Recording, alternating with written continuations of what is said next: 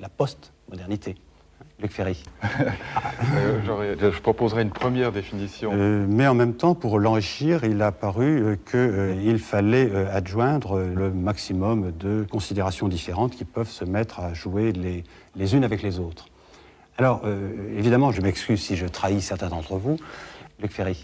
Oui, bien, c'est-à-dire que autant la modernité a été qualifiée à partir de l'accentuation du futur, autant il me semble que ce qui est en train de se dessiner peut se qualifier à partir de l'accentuation de ce présent, et ce dans tous les domaines.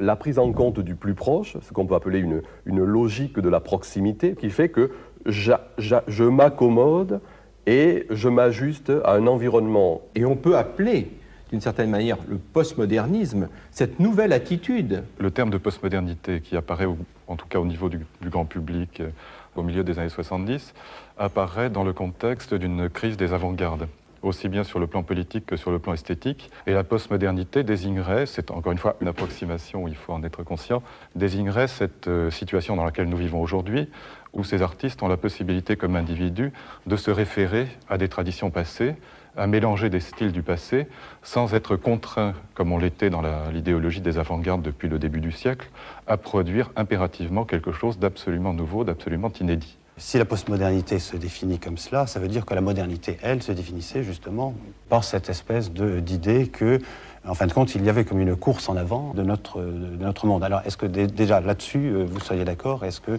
vous vous contentez d'une définition qui, en fin de compte, est, disons, une définition restrictive, même si elle est historique? Oui, non, je ne peux pas me contenter de ça, évidemment. Je crois que c'est beaucoup plus compliqué.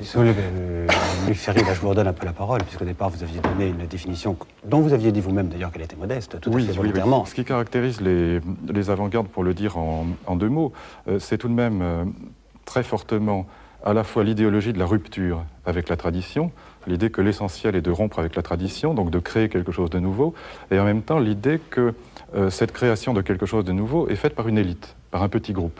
Le geste de la production du nouveau et de la rupture avec la tradition est un geste qui a été tellement répété depuis le début du siècle que c'est un geste qui est devenu lui-même une tradition et qui a abouti finalement à quelque chose comme les concerts de silence de John Cage ou les expositions sans tableau, qui sont des projets qui sont déjà, je dirais, présents chez Duchamp dès le début du siècle, et projets qui donnent lieu finalement, en s'épuisant, à cette espèce de reflux vers une réappropriation du passé. Et on peut appeler postmodernisme cette nouvelle attitude de reconstruire, d'intégrer d'une façon très pluridisciplinaire, ou plutôt je dirais transdisciplinaire, quantité de choses, qui réinterprètent toujours ce qui nous a été livré, transmis dans sa vérité. C'est-à-dire que c'est finalement l'autonomie individuelle qui est première par rapport à la tradition. Désormais, les individus prennent dans la tradition ce